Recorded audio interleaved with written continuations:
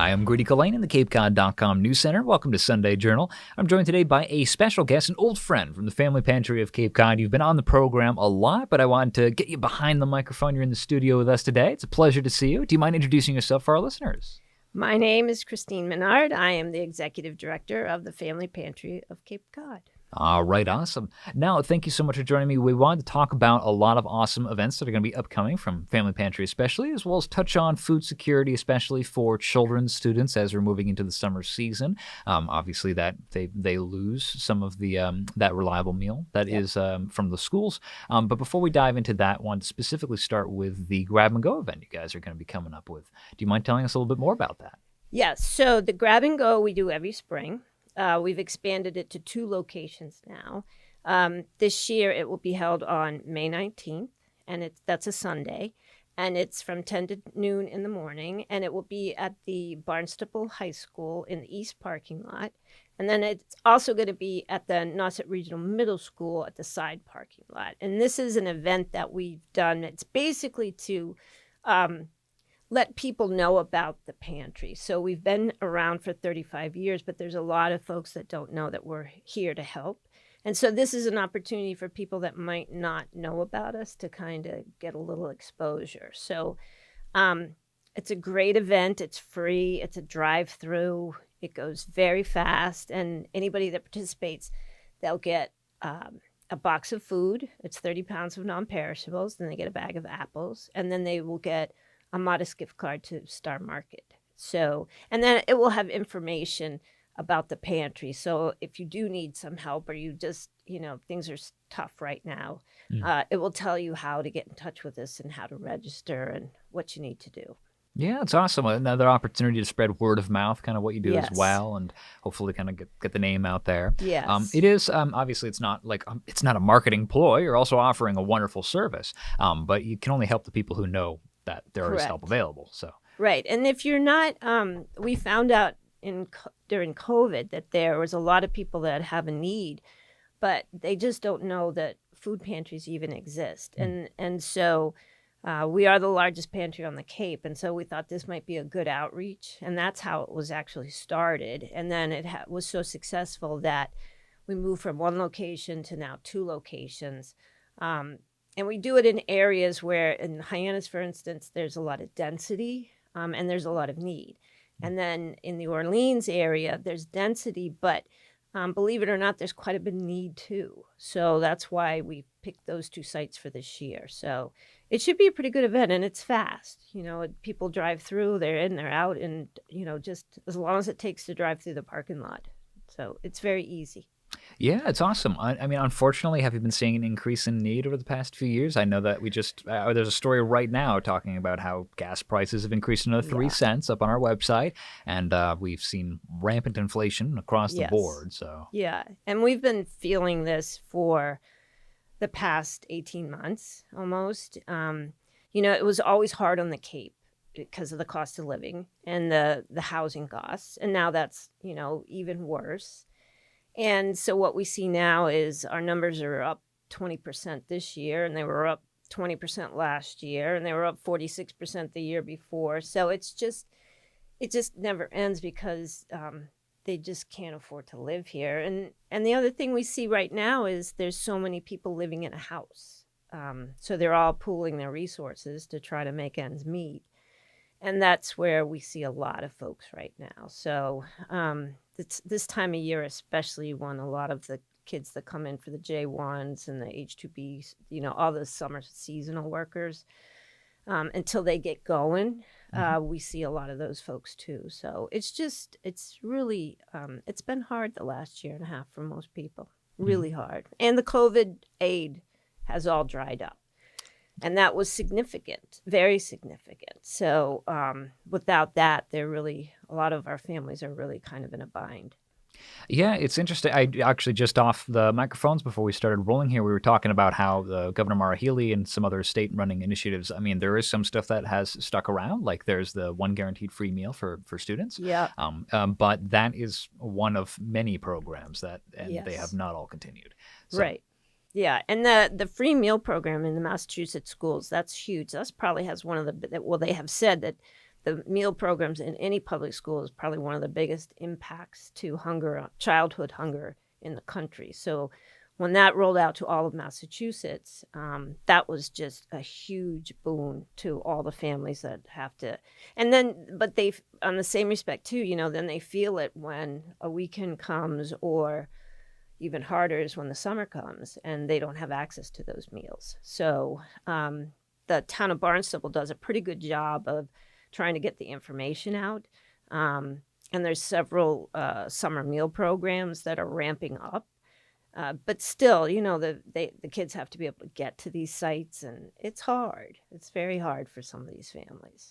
Yeah, unfortunately, I would not qualify the Cape and Islands region as walkable No. by a long stretch. Unfortunately, No, and that's the problem. It's I've always said, if you could get to the family pantry, we could feed you. There should be nobody hungry on the Cape, but the problem is, sometimes getting to Harwich is very difficult. Mm-hmm. So that's why we come to them. So like for the grab and go, that's why we try to come to you at least once a year, just to say that we're here for those people who can't get down to Harwich. So, we do the best we can. Mm-hmm. You're going to have a conversation with Tom Kerr, administrator for the CCRTA, if he's listening, maybe. They try though. They do a nice job. They bring folks to our pantry, and that's awesome. They wait now for them folks. So, they did a ton during COVID, but they have limited resources too. So, but I think they do yeoman's work with what they have, which is nice. Mm-hmm. That is awesome.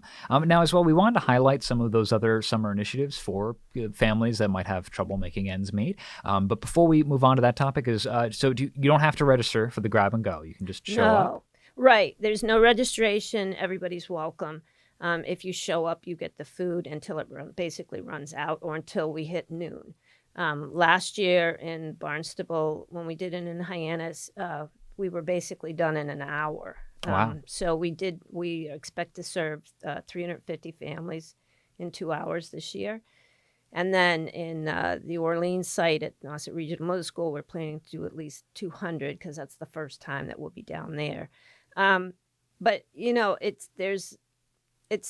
have to try to meet people where they are. So, the pantry has the operation in Harwich.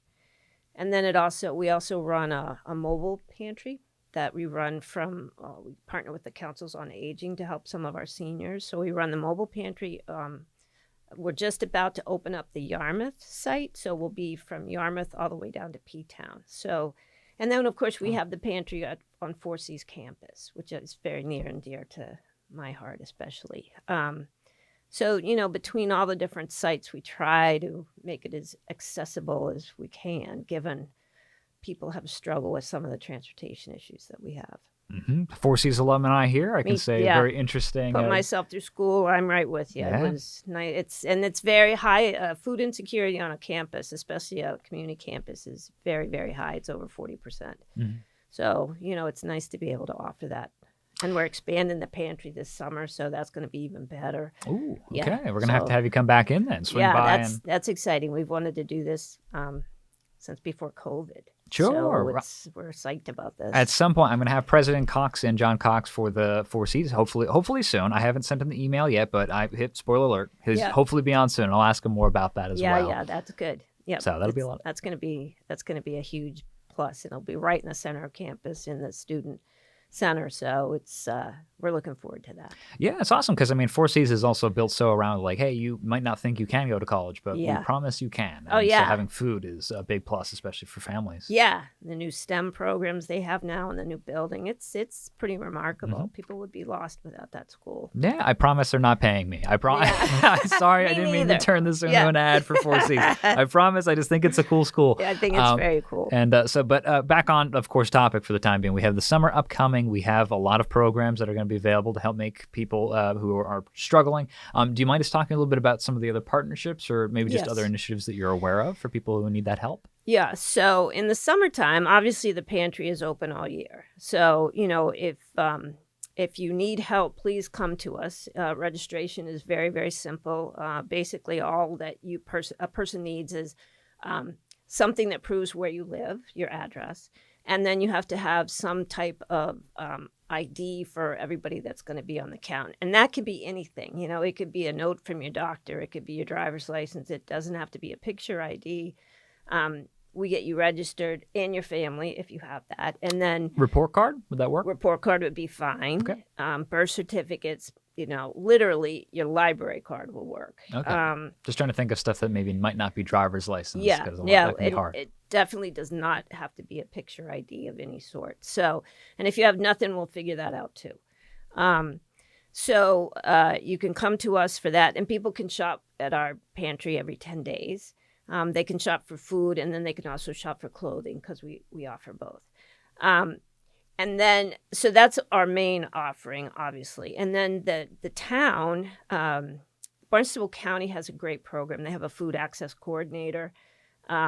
If you go to the Barnstable County website and you go to the Cape Cod Cooperative Extension, you can see they have all the food resources listed there. And then on the lower Cape, there's a place called Food for Kids. And they do a wonderful job with the summer meals program. So they're still ramping up now. They haven't landed on all the different sites. But Food for Kids is a really good resource for somebody who might be trying to figure out where they can get summer meals from. So that's there. So there's always, and if no matter what, you can always call us and we can tell you who's offering what. So that's always an option for you. Right, awesome. And once again, just for our listeners, we will have in the description for this segment up on CapeCod.com, we'll link out to Family Pantry of Cape Cod for those who want to get in touch, learn a little bit more. Yeah, for people who want to know a little bit more about what you guys do. So as well, while I just still have you, kind of wanted to get your read on maybe what's been going on with food security in general across Cape Cod. We had the baby formula shortage for a while. We've had a lot of strange challenges as of late. Yeah. And as always, just wanted to ask a little bit more about maybe like what demographic do you guys serve? Maybe people are wondering like, oh, do I count? Like, Yes. should I go to the Family Pantry of Cape Cod? Who The you want answer be to there? that is very simple. Yes, if you're struggling. Most of our families come when they need to. They don't come every time, but if something's come up or they just can't make ends meet, they come to us when they need to. Like I said, you can come every 10 days. So, and a family of 4, for instance, would get anywhere from 8 to 10 bags of groceries, and usually 35% of that is fresh produce. So our goal is to provide a healthy, nutritious, consistent source of food. So that's important for us. The nice thing about the Cape and Massachusetts is the food network is pretty strong because of the Greater Boston Food Bank.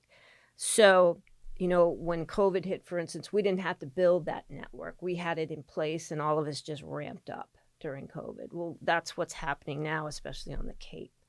We're seeing demand like we have never seen. And about 10% of our population is food insecure. And that is just saying that you're hungry, you've been hungry, you're worried about being hungry. It's literally just, it's kind of a fancy way to say that you're worried about food.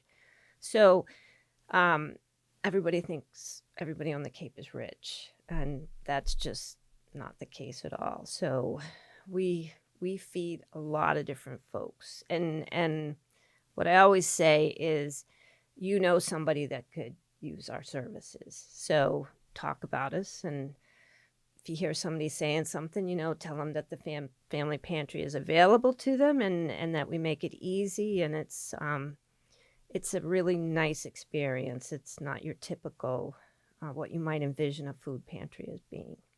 All right, awesome. Now we're about coming up on time, but I did want to ask a little bit more about people who are maybe they want to help out. Do you guys take donations? Yeah. How volunteering? How does that go? We always need volunteers, always. You can apply online to be a volunteer, and it's usually about a 2.5-hour shift during the week. We will always take your treasure. So, you know, if you have a few pennies to spare, we'll take that. And then, of course, we always need your donations as far as clothing goes, especially men's and baby clothes. We can really use that. And, you know, if you lots of times in the summer, like if you have an abundance of your garden, we'll take your extra squash, so most of the time, write down if you're downsizing in your house. We will take your furniture. You got to call us and we'll talk about it. But there's probably nothing, if you're trying to move something around in your life, we could probably put it to good use somewhere. So keep us in mind, like I say, if you're downsizing or something's changed or the kids have grown up or whatever the case may be, we probably can put your stuff to good use. All right, awesome. Yeah, between you guys and the Habitat for Humanity's Yeah. Restore location, it seems that there's really no reason ever to pay to get rid of furniture on Cape Yes, Cod. correct. So- Correct. That's very correct. And so, and it's nice because, you recycle it and it just keeps going around versus buying new. So it's a big deal. And I would like to mention we have a Second Glance thrift shop. So that's a big supporter of the pantry. If you've never been to Second Glance, they call it the Nordstrom of thrift. So you go there and you can find some huge deals. And then every dollar that you spend there is a donation to the food program. So it just comes right back around to the pantry. That is awesome. Well, when you got into this industry, did you imagine that it'd be so business focused, I suppose, when it came to... This is, I always say, a nonprofit is a tax status. This is very much a business, and we run it accordingly. And thankfully, we have about 650 volunteers that make it happen.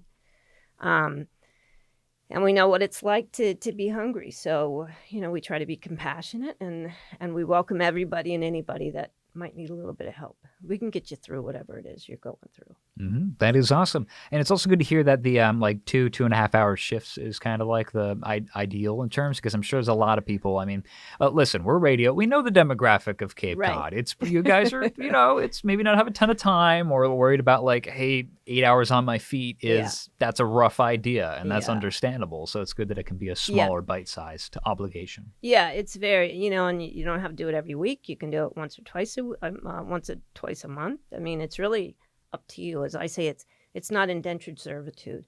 You give what you can as far as your time goes, and we're happy to have the help. All right, awesome. All right, so is there anything else you wanted to highlight for our listeners while I still have you about any of these programs or just summer plans while you're still here? So come out on May 19th. If you need a little bit of help or you're curious about the pantry, come to us at the Barnstable High School or at the Nauset Regional Middle School. And we'll introduce you to the pantry, and then we can also get you some nice food for the week. All right, awesome. Christine, thank you so much for joining me for this conversation. Thanks for having us. I'm Grady Cullen, and thank you for listening to Sunday Journal.